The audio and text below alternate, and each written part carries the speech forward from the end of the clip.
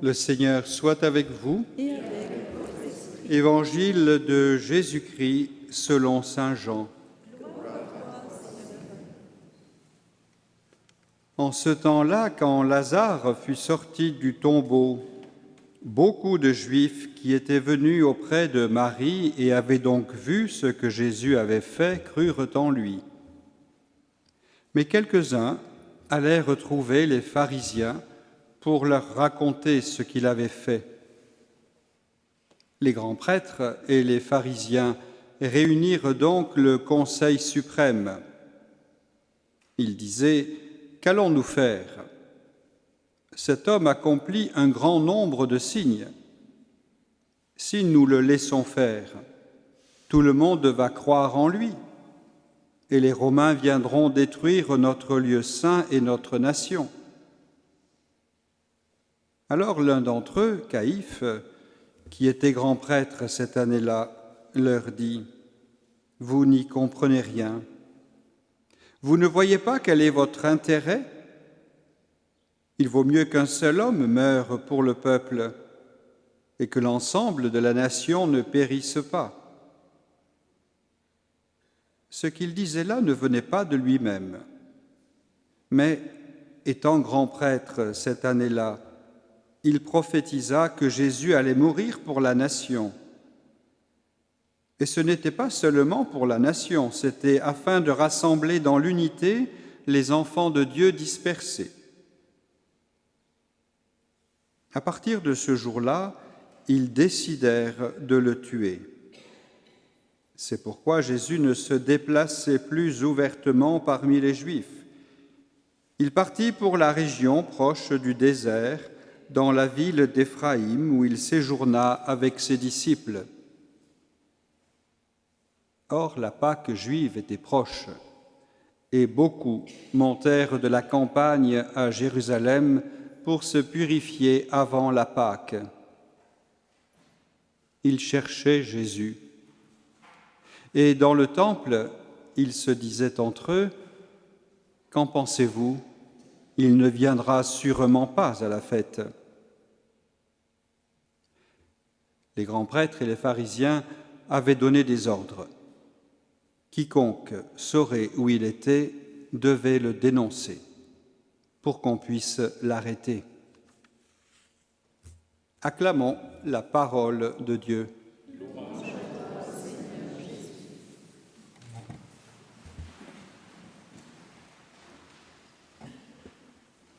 Tout au long de l'histoire, Dieu ne cesse de parler à son peuple.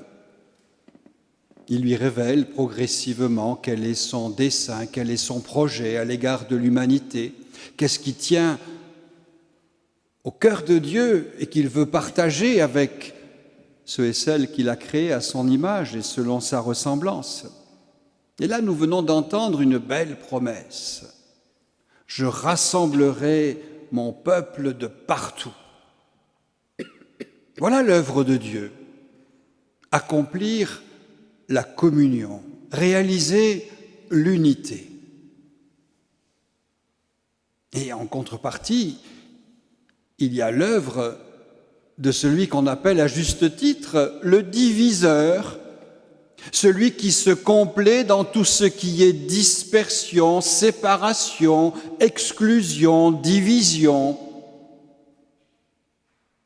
Et c'est finalement cela le combat qui se manifeste tout au long de l'histoire entre ce Dieu qui veut rassembler dans l'unité et entre celui qui veut diviser dans l'opposition. Il y a donc, dit le prophète, une perspective messianique. Et cette perspective messianique, c'est celui qui va venir réaliser le projet de Dieu. Celui qui va lutter efficacement contre le diviseur. Avec cette formule typique de l'Alliance, « Ils seront mon peuple, je serai leur Dieu ». Alors déjà, puisque les lectures ne sont pas là simplement pour nous rappeler de belles histoires d'autrefois, mais pour nous inviter à grandir dans notre foi et à parvenir à la ressemblance avec le Seigneur, sommes-nous nous-mêmes pétris par la communion ou tentés par la division? Déjà en nous et dans notre mission, sommes-nous au service de l'unité ou de la dispersion? Voilà quelques petites questions que l'on peut se poser juste avant d'entrer dans Jérusalem.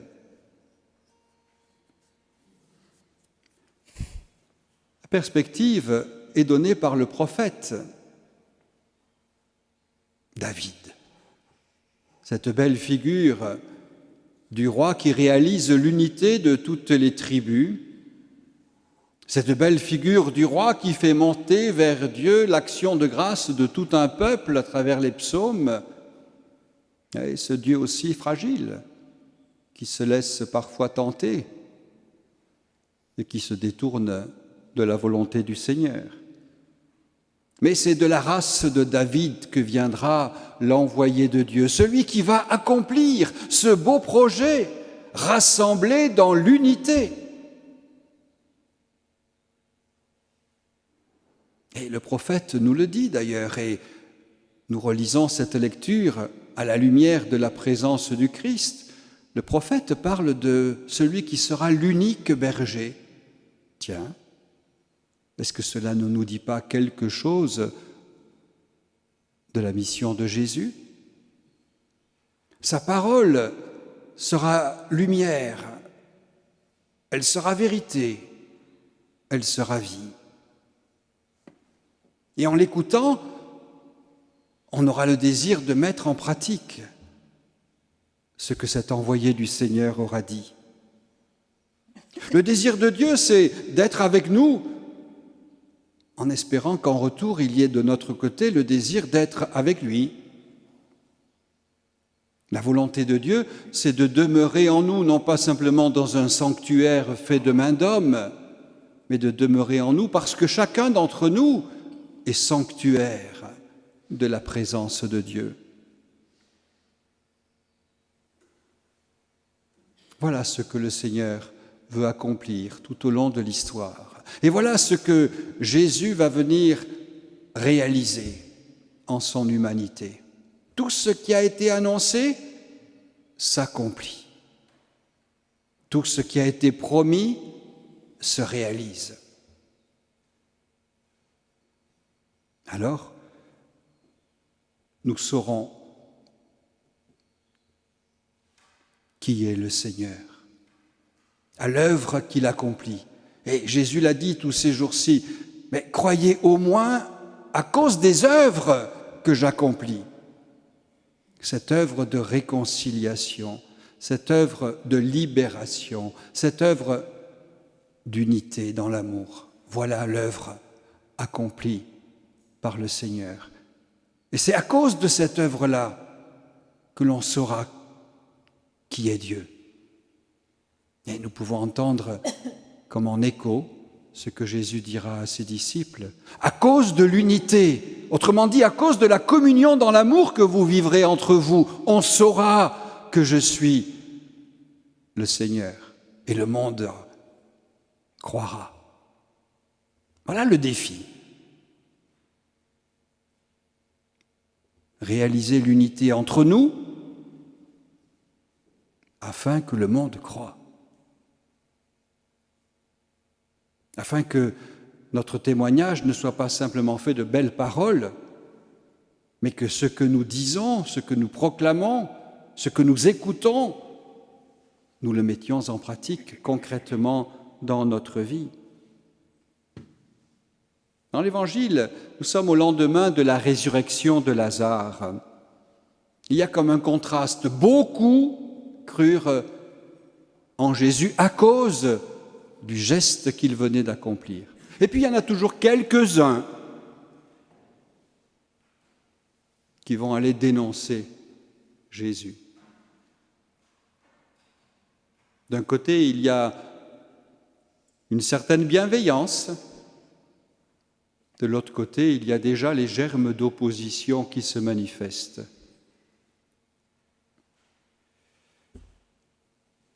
Et Jésus nous rappelle souvent dans l'Évangile que la foi ne se fonde pas d'abord sur le miracle, sur le signe, mais sur une vraie rencontre, sur une rencontre vivante et personnelle avec lui.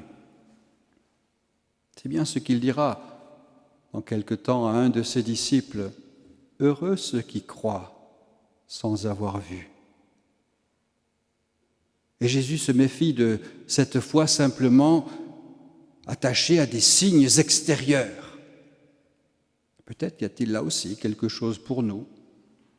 Ne nous satisfaisons pas de ce qui est simplement extérieur, mais allons jusqu'au cœur de la rencontre avec le Christ.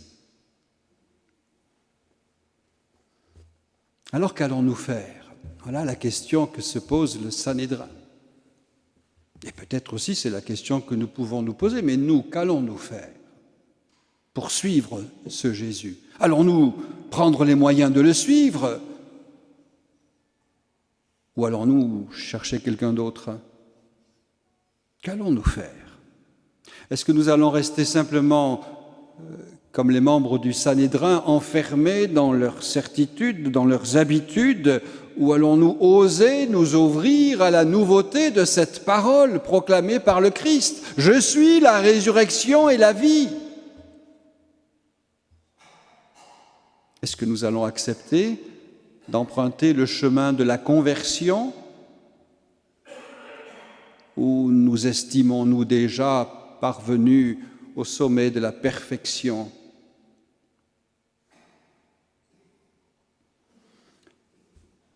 En fait, le Sanhédrin a peur. Il craint pour son autorité, pour son pouvoir, pour sa position sociale, pour sa sécurité. Et il applique ce vieux principe, la fin justifie les moyens. Quelle est la fin? Notre intérêt.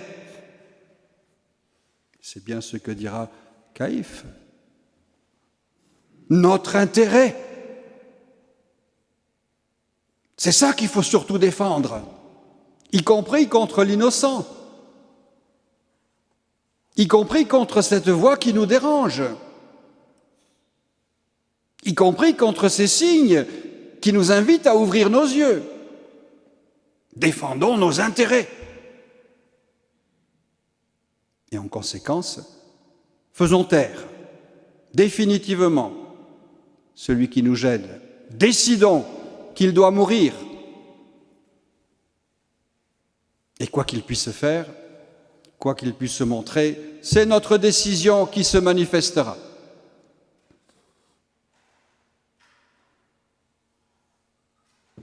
Et de ce fait, parole curieuse et inattendue dans la bouche de Caïphe, et d'ailleurs l'évangéliste nous dit, mais ça ne venait pas de lui, cette parole. Il va mourir pour la nation. Voilà la mission de Jésus. Offrir sa vie pour ses amis. Mais l'évangéliste précise, pas simplement pour la nation, pour toute l'humanité, pour cette humanité qui est encore divisée, dispersée, désunie, et dans sa mort, il va tout rassembler dans l'amour.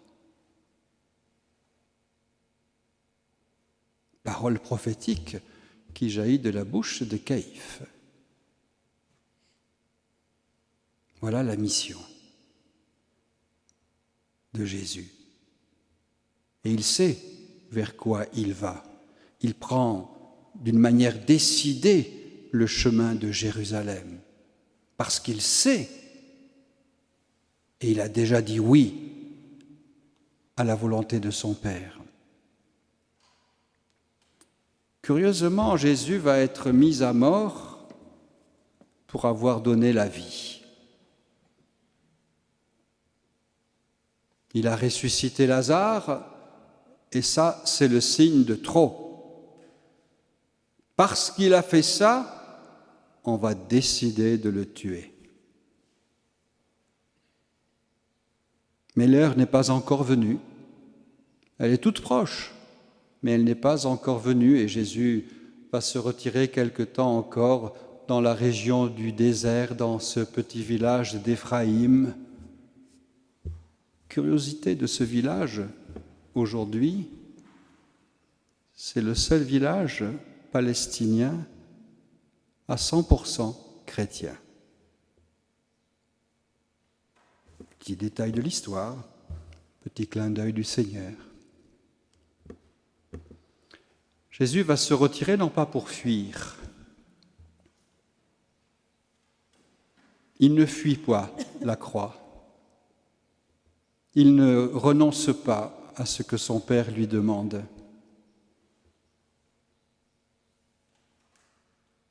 Et bientôt, nous allons le suivre nous-mêmes, lorsqu'il entrera dans sa ville de Jérusalem. Peut-être sommes-nous déjà de ceux qui cherchent Jésus. Ils cherchaient Jésus. Ils ont entendu parler de lui, on leur a raconté ou ils ont vu les gestes qu'il accomplissait. Ils le cherchent.